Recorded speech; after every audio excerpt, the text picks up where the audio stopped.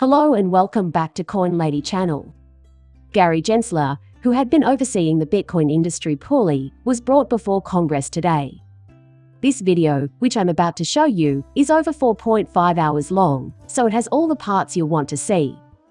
And if you didn't watch the whole thing, you're in luck, because I'm going to sum up the best parts and the things you really should have paid attention to. There were a number of interesting facets to this legislative session, including a question about X that led to a surprising revelation. In this video, I will go through everything you need to know. At the end of the movie, we'll talk about the XRP price graph. It seems like XRP could be making a big change soon. As we await Judge Torres's final judgment, please see the video through to its conclusion. You should definitely check it out. Our channel, as always, appreciates your viewership and support tremendously. Please hit the like button and add my channel to your subscription list if you haven't already. It will be a huge assistance to me. The description of the film also includes the exchange I recommend. If you're looking for a great place to buy XRP with your Flare token, you've found it. But, having stated that, let's get going. I'm hoping this data is useful to you. Please keep in mind that today's congressional hearing lasted for well over 4 hours before I start this video. More often than not, though, Gary Gensler was approached by other legislators who told him to stop disparaging the Bitcoin business and start offering guidance. What we witnessed today was mostly Gary Gensler's reaction to that question, which was negative. Even if they were seldom, I don't want to bother you with the details.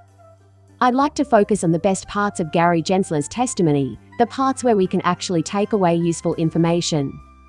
First, I'd want to play a clip of Gary Gensler and Tom Emmer chatting with you. And because it's so great, I'll only show you this one in its entirety. When Tom Emmer finally rips into Gary Gensler at the end of their conversation, you'll be glad you watched the whole program. The next scene will show Warren Davidson asking Gary Gensler a direct question about XRP after informing him that he's being fired from the SEC. Let's break down each video and talk about it.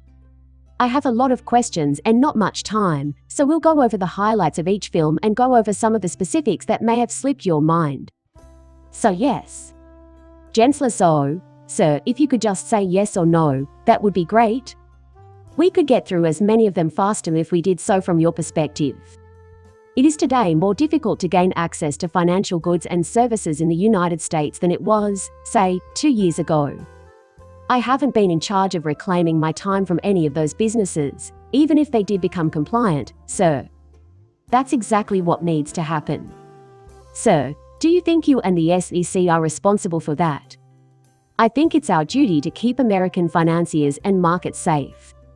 Sir, it's clear that you've helped with that during your tenure at the SEC and in earning back my respect. To what extent can the existing regulatory framework accommodate rules that are specific to the digital asset market? Is the SEC's position finalized to the point that the Bitcoin market can follow suit? I'll get my time back, and the answer has been zilch since we haven't settled on any new positions, especially with respect to their rulebooks, which have been in existence for years. And how many times has the SEC taken enforcement action against companies that trade in digital assets during your tenure? Sir, it's either 40 or 50 for sure. According to what I've learned, FTX's $9 billion loss is perhaps the worst crypto failure in history, so I'd say the answer is around 55, sir. When FTX started to fail. To what extent did your title at the SEC include leadership? Yes. When FTX was still around, how often did you two get together? From what I can see, you've used FTX to meet it at least twice. To me, Terra Luna ranks right up there among the worst crypto failures of all time. Who was the current SEC chairman? The planet Terra Luna sank. I'm reclaiming my schedule. Indeed, you nailed it. There are 5 individuals making up the commission. Have you considered applying for formal adoption of your statements and interviews by the SEC? I can only speak for myself when I speak. Question again, sir. To be found at the SEC's website. You were quoted saying the market should view staking as an investment strategy. Because Kraken staking is a service, the service providers are required to sign up. Legal measures. However, you have once again not provided any specific instructions for how to achieve this. Please be reminded that your statements do not have the force of law just because you made them public. It is irresponsible to expect the American people to treat your words as though they were legislated. Do you agree with this statement about the digital asset market to prevent unregulated transactions, products, and platforms? The SEC is mostly non-compliant, so I asked you to answer my questions again because I think it needs more legislative authority. I'd like to know if you think that's true. The stablecoins that make up a large amount of the cryptocurrency market need congressional authorization to govern them, and I'm going to tell you that I'm citing you from an article published on August 3, 2021. So, Mr. Hill, if you're reading this, tell me, when were you telling the truth? You need to start being more transparent in how you answer these questions. Do you worry, sir, that the way you manage the digital asset market is hindering efforts to bring it into compliance in the United States? If they aren't, they shouldn't be in the business of selling those items. I'm reclaiming my schedule. Deputy Chair, please also consider this Wall Street Journal article from April 14, 2023. It explains how China plans to take advantage of the adverse regulatory climate by allowing Bitcoin companies to use its banking system. Without any objection, you perform a pivotal function as the chair, Mr. Chair. Although Gensler, FTX, and Binance all have overseas headquarters, they were nonetheless accessible to customers in the United States. Since exporting this industry hasn't protected American consumers before, you can't possibly think it will start under your watch. Several times over. You say there's a lot of illegal activity in the cryptocurrency market, yet if everyone played by the rules, no blockchain-based firm would be able to survive. Your approach to regulation is strict and without nuance, making you an ineffectual cop on the beat who has done nothing to protect average Americans while actively encouraging the CCP takeover of American businesses. You have made it abundantly plain, sir, that you wish to undermine the SEC's objective and imperil American investors. Your last hearing before this panel was about a year and a half ago. The troubles you've had with the SEC staff union and the toxic work climate you fostered at the SEC, which has led to the departure of key personnel, need to be explained to Congress. Your inconsistent approach to regulating Bitcoin spot ETF is intellectually dishonest. And your politicization of the means by which capital can be formed. To name just a few examples, when it comes to teaching certain standards, the entire conference seemed to have been excellent. Many things might be found there. The most important takeaway, however, is that Tom Emmer makes it quite clear that the existing restrictions would completely destroy these Bitcoin enterprises if they attempted to register with the SEC at this time. Despite Tom Emmer's clear statement of it right here, we haven't received any guarantees.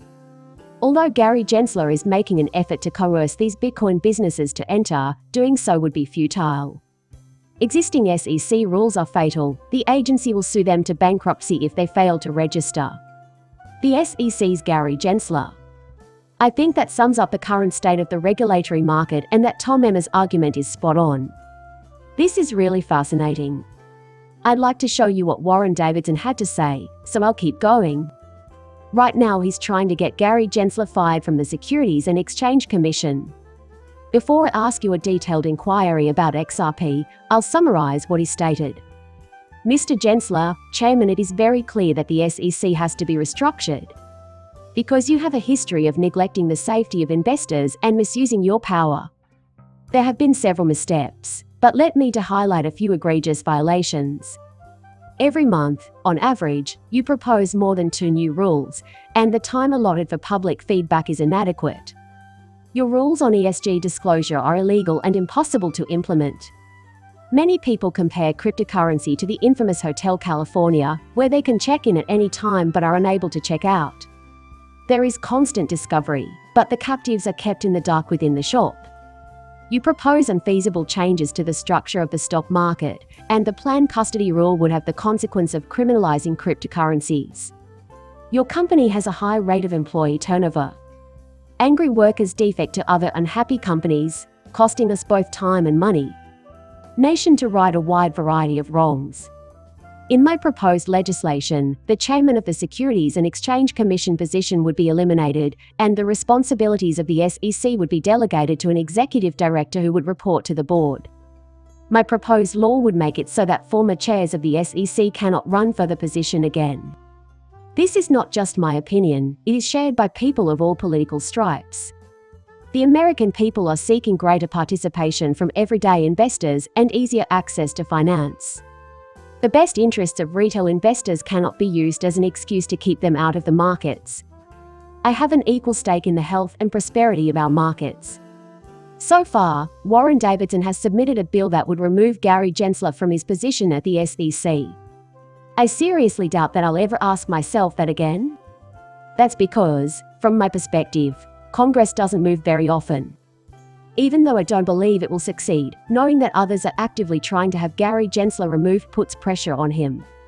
Warren Davidson made a courageous attempt, and I would be delighted if he could disprove my claim in this instance. However, let's watch the concluding clip in which Gary Gensler is asked a question on XRP. Listen closely, as his words may hint at ongoing settlement talks between Ripple and the SEC. To put it another way, XRP is the safety pin on that. Cases are still being argued and discussed in court. Here, Gary Gensler publicly announces his status as an attorney who is seeking legal action against Ripple. Gary Gensler may not have made a mistake, but there certainly appears to be heated debate. There, we also swear him in.